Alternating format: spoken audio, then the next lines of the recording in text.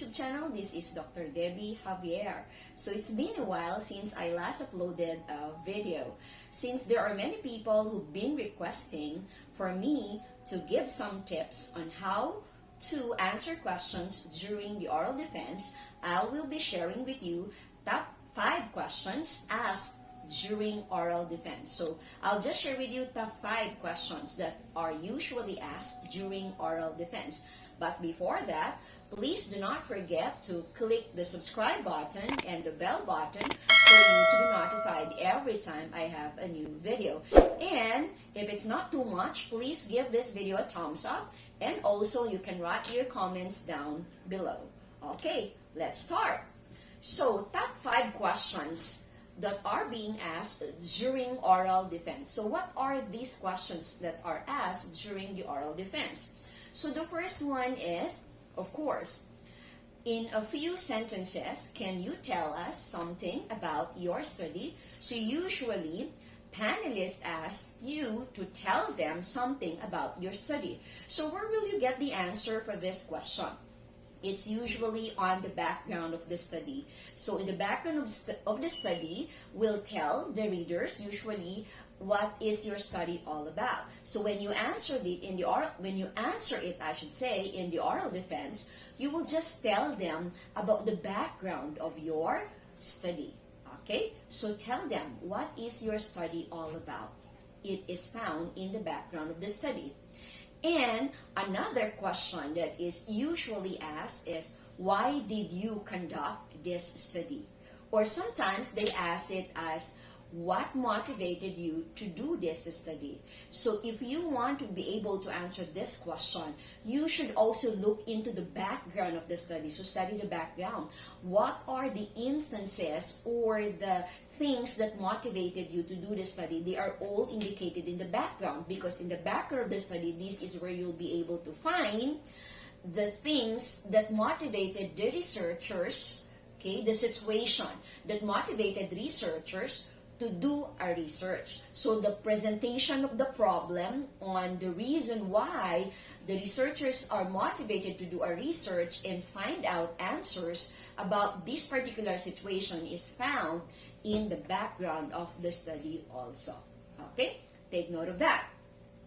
Next, third, another question which is usually asked during the oral defense is this one.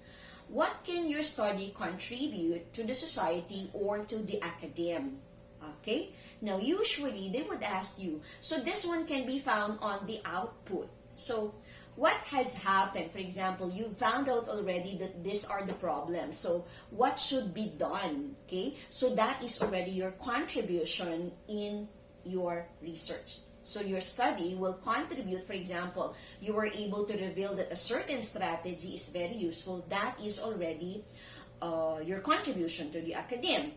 How about in the society? For example, you found out that these are the usual problems that these people working as frontliners encounter. So this came out in your research. So what are you supposed to do now? You do a recommendation. So it can be found in your recommendation, that's your contribution, or in your output. So usually, in a research paper, in your research paradigm, you have there the input, the process, and then the output. In your output, this is now your contribution. So what have you done? So it's not enough that you will simply do a research. So you should be able to contribute something, either if you're a teacher in the academe, or in the society, or in the community. So I mean to say, you were able to reveal certain solutions of problems, or you were able to reveal problems and you found out, and now you can make a recommendation on how these problems can be solved. Okay? Next, another question that is usually asked, how did you choose your respondents? So sometimes, some researchers do not know how to answer this question, or in the same manner, they will also ask you, what sampling technique did you use or employ for you to be able to identify your respondents? So, either, okay, how did you choose? So, what sampling procedure did you use? Did you make use of simple random sampling, convenient sampling? Did you make use of purposive sampling? You should be able to take note of the sampling procedure on how you choose the respondents that you have. So how did you choose them? Did you simply pick these people? Did you do a certain strategy in choosing them, or what sampling procedure? So you have to study the kind of sampling procedure that you made use in choosing your respondents. So this one is very, very important. Okay? So this can be found on chapter 3 in the methodology. Okay. Next, you have, what is the significance of your study? That is also another question that's being asked. So when you talk about the significance of the study, this one is usually found in the importance or significance of the study.